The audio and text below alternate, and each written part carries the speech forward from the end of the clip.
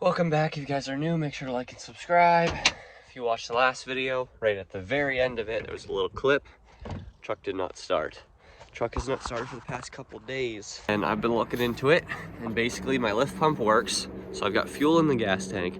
I've got fuel going to the lift pump, coming from the lift pump all the way up through this fuel hose right there to the injection pump. I have fuel all the way to right here. And then I cracked my injection lines right here. They are not getting fuel. So the fuel is not coming through here, which is my injection pump. These things are known for having problems with the injection pumps. And I did overheat the truck a little bit because I was low on coolant. I don't think it's enough to really hurt this, but it could have already been on its way out. I don't know, it could have been low fuel pressure with this getting a little hot. 90% sure the actual pump itself is bad. Could be the wiring though, or it could be the PCM computer back here. So I don't know exactly what it is. I ordered a breakout box for this truck. Basically plugs directly into the back of this, hooks to your battery, and I can turn the pump on manually by bypassing the whole computer system. And if it turns on, I know the pump's good, and it's the wiring or the computer. If it doesn't turn on, I know it's the pump. I was getting ready to do the clutch here in a week, and it's already down, and I already have to get rides everywhere I go. So there is no better time to pull the tranny out of it because it's already gonna sit here for the next 2 weeks, so there's no rush. I can pull the transmission out and not have to rush the next day because I have to drive the truck. So I am getting ready to pull it into the garage and start pulling the transmission out. So the thing's way too heavy. I can't move it at all by myself, and I don't have any help at the moment, so I'm just gonna lay under it outside and start doing it. Drive shaft is out, and now here comes transfer case fluid. Look how clean that looks, just because I changed it the other day. Oh crap, where's the thing? All right, there it is. And just get out the, I guess it's like the transfer case skid plate technically. Just protects it a little bit, but nothing relies on it.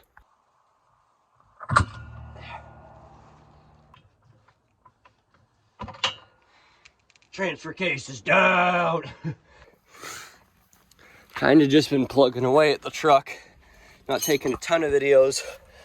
Obviously, we took the drive shaft out, drained the fluid out of the transfer case, took the front drive shaft out, took out the little skid plate that was here, removed the exhaust, and just pulled off the transfer case. Disconnected everything around it, obviously. So next, drain transmission fluid. And then I have to jack up the transmission while taking off this brace pan thing. And then the tranny comes out. Well, it's about 5 o'clock now. So of course the sun goes down at 4:30. But the friggin' thing is out, dude. A little bit of a workout towards the end. Because keep in mind, I'm completely by myself in the grass doing this. So, but it is out. Here we are the next morning. Ready to get back at it now that we got some daylight. Yeah, I'm gonna slide the trans back a little bit more and pull the clutch off so we can check that thing out and see how that's doing. Just about broke a sweat carrying this clutch across the property. Weighs like 80 or 85 pounds, I think it said. Thing is not light at all. But I was bringing this down because I think it's got that little centering piece when you're putting the clutch in. It holds the actual clutch. Yeah, this thing right here. I'm gonna use this to get the old one off. Yeah, dude. This thing's friggin' sweet, dude. Comes with all new everything. Valair performance. Oh, geez, that's big. Oh, yeah, dude. Look at that. Everything we need right there. That thing is beefy. Took our old single disc off. A little worn. Not bad, but a little worn. Would have done for a little longer, but not hard driving a little longer. I probably would have started to get a little upset. But yep, old single disc is off. Now it is time to pull this off. Those things were on there stupid tight. And of course, I'm doing stuff caveman style, so I have no power tools. So it's basically just a pry bar and persuasion bar and some serious oomph. You could say that the rear main is leaking a little bit. So now I'm gonna have to unbolt the starter. I gotta take off all these bolts, technically, you can do this weird thing where you just pop the seal out and slide a new one in. A little more risky though, and I have a new thing for behind here as well. So I'm just pulling off this whole cover, plus it's gonna make it easier for me to get to the freeze plug back there. So now I'm popping off this whole thing. So I don't even know what that backing plate is even really called, but we got that off as well. And this looks like it's leaking a little bit right there. That honestly looks like that's leaking a decent amount, more in the rear main. Then again though, it could be coming out of the rear main right there. I don't know. I might have to do something with that as well, but there's our freeze plug. Stupid easy to get to now. This is the back of the engine. So as you can see, we can see everything from here. Obviously the pan's leaking a little bit, but you have to like lift the motor to do the pan, so we're not doing that right now. Probably do it next summer. But yeah, now I just take off this little thing right here, and that pulls off. And then I got a whole new seal for around that and the rear main right here. And like I said, you just gotta pop out that freeze plug, throw the coolant bypass kit in, and we will be doing great. Couple bolts, pulls right off. There's the rear main, it's in this little bracket. There's the back of the motor. You can see all in there. My dipstick, there's all my oil. And them big ass pistons, and there's the everything. There's the everything, guys. Just tapped the old seal out. It was sitting in there just like this, and then I literally just put a pick right on the inside here. I was pretty careful though. I didn't do right here because that's too close to the actual assembly itself, so I hit way down here in the gasket, and I just tapped on it all the way around. Eventually it fell out. So now I'm going to clean the ever-living crap out of this and then tap the new one in. That is in now. Gotta let it lose a little bit of coolant so that when I pop out that freeze plug in the back, it doesn't drain all down the back of the engine and go into my oil pan. That wouldn't be ideal. Well, I guess draining it didn't really help much because it's still leaking quite a decent amount. I'm probably just gonna have to change my oil too now. Yeah, lovely. Definitely gonna need an oil change. Definitely gonna have to drain the oil. This is an absolute mess.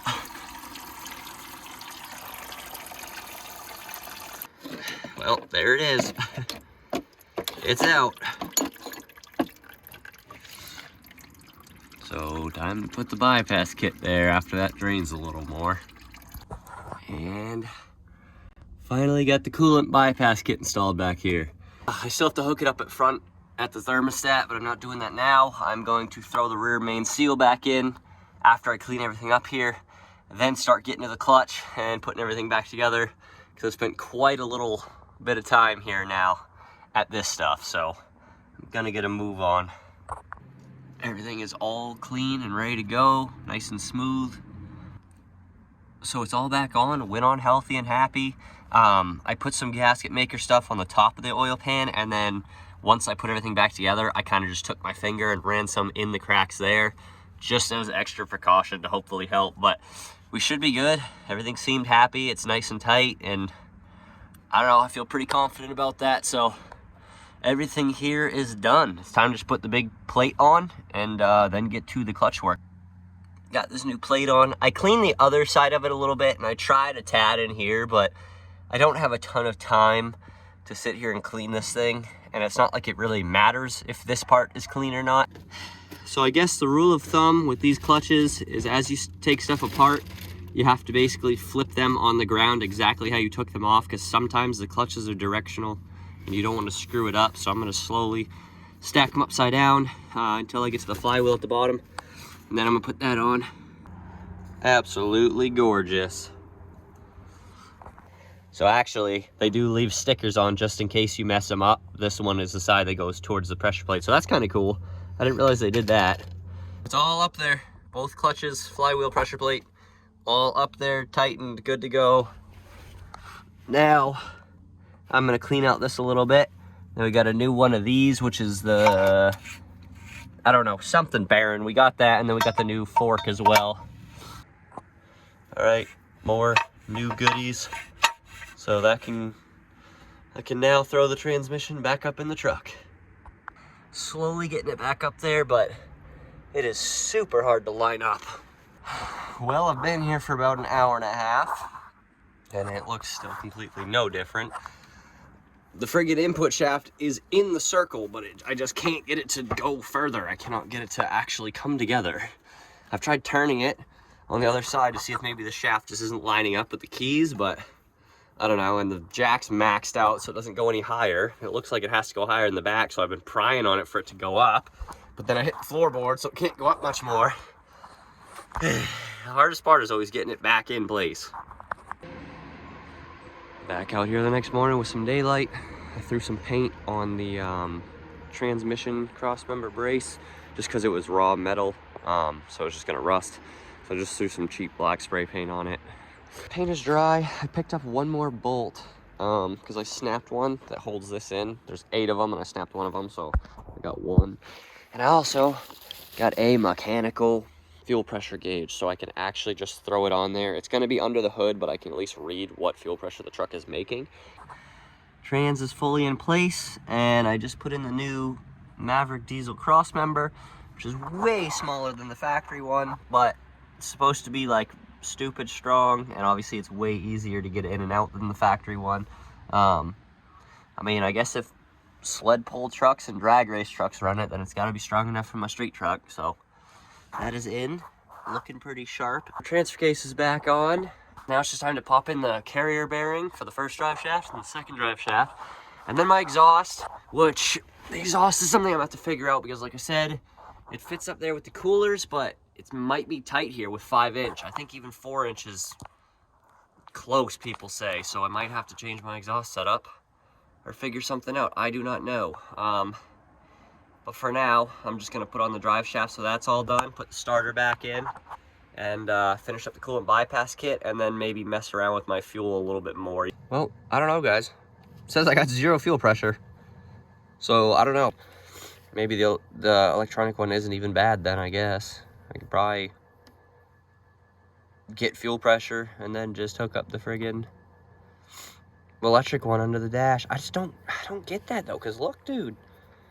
If I go to undo this a little bit, thing starts pissing fuel. Like, that's pressurized too. The thing's not even all the way out, and it's pissing out. Oh fuck. See? Plenty of fuel. So yeah, I don't know. I guess I don't have any fuel pressure. Yeah. I mean, there's no way that thing's wrong. It's a mechanical gauge. It can't really be wrong, so I guess I don't have fuel pressure. Clutch feels awesome, a little stronger than it was before. Shifter's back in. The coolant bypass kit, like I said, it just bolts on right there, tighten it down, and now extra coolant will flow to the back. So now I'm just gonna install my trans coolers. The old cover's off now. Yeah, buddy. We gotta let it drain a little bit more. And I'm gonna get the other one off for waiting for it to drain out as much as possible. Alright, got the other side off, so now I just gotta let it drain. I'll probably just walk away from it for a half an hour or so, just so it can get the rest of the drips out. And then I gotta clean the surface up really good, put some gasket maker on it, put the coolers, and then put some gasket maker, and then put the covers, which I've got new covers as well. Alright, so I'm trying a couple more things here. Clearly don't have fuel pressure. I have fuel to the pump, but I don't really have any pressure to it. I just cracked this return line and started a couple times. Some fuel actually did come out, so I think there was somehow air in there. And then I cracked the injector lines. Not all of them got fuel, but a little bit came out of one. Tightened everything up, just tried to start it, and it actually sputtered and almost came to life for a second. So if I can get this thing to come alive, I'm gonna be very happy. Regardless, I have to get a new lift pump because it's not making nearly enough pressure to drive the truck happily, but maybe the lift pump just went out like recently and now it's not building pressure. I don't know, but it almost started.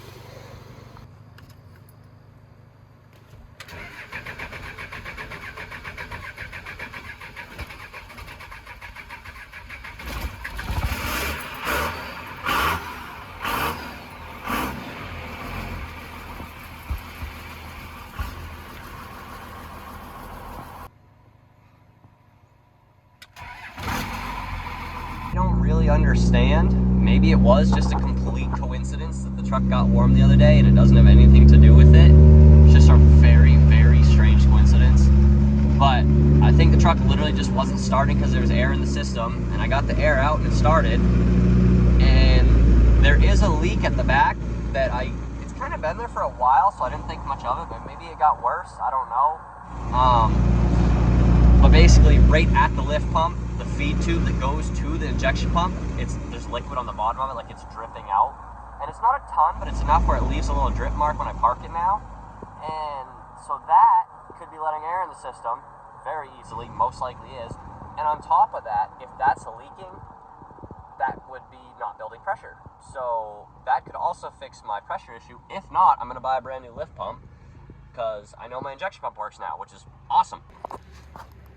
So we got coolers on both sides. This is a pretty fast drying gasket maker. It only takes like 90 minutes, so I kind of snugged them up, but not all the way. Then I was gonna wait 5 minutes so it hardens a little bit and then tighten them the rest of the way. But those are on, so now I'm gonna top off the coolant.